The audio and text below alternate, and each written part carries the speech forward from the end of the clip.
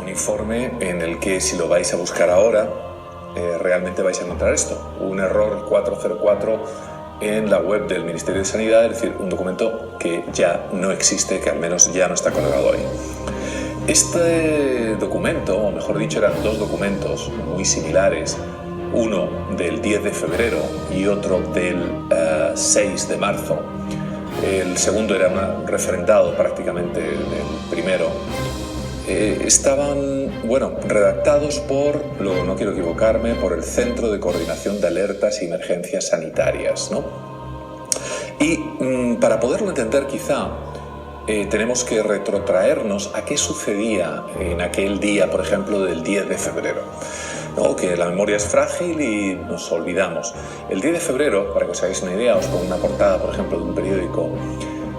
Ya todo el mundo estaba muy preocupado con lo que sucedía en China, en Italia también comenzaban los casos ya de una manera importante, e incluso en España ya se había identificado algún caso que otro, pocos, pero ya existían, ¿no? El que luego es refrendado el día 6 de marzo, también para ponernos un poquito en situación, la cosa estaba ya galopante, estamos hablando del 6 de marzo, es decir, evidentemente 3 días antes de las manifestaciones, de los mítines políticos también, de partidos de fútbol, de viajes a tutiplén con miles de personas, etcétera, etcétera. Fijaros que el día 6 ya comenzaban muertos en residencias de ancianos y se sabía que existían al menos unos cuantos que se encontraban contagiados, incluyendo auxiliares, y hay una frase muy buena de la hija de una fallecida en esos días, abro comillas, nadie me dijo que me protegiera. Claro que no. En aquellos días también, estamos hablando de febrero, un poquito antes, también había ciertos periodistas, quizá más periodistas o más activistas que periodistas, que insistían una y otra vez que esto era solamente una gripe. Estamos hablando, insisto, del 10 de febrero cuando se publica. Es decir, ¿qué es lo que aborda? ¿Qué es lo que sabía en aquel entonces como para poder redactar este informe?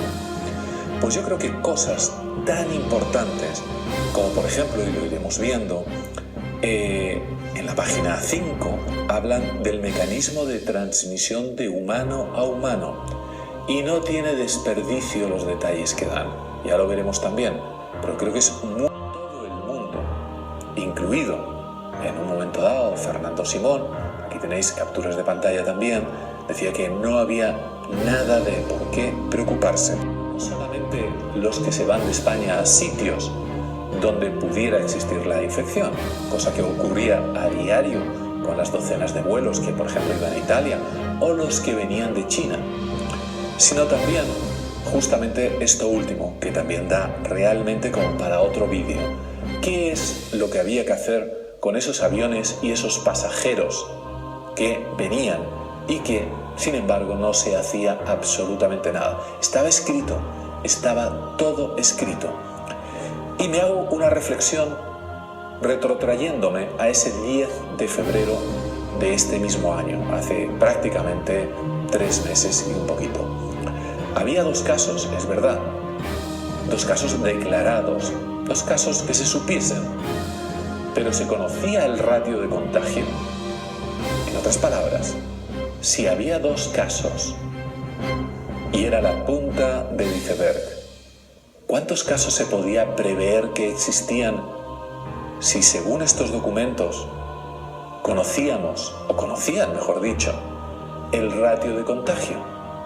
Y estamos hablando un mes antes de todas las manifestaciones, partidos de fútbol, viajes, etc.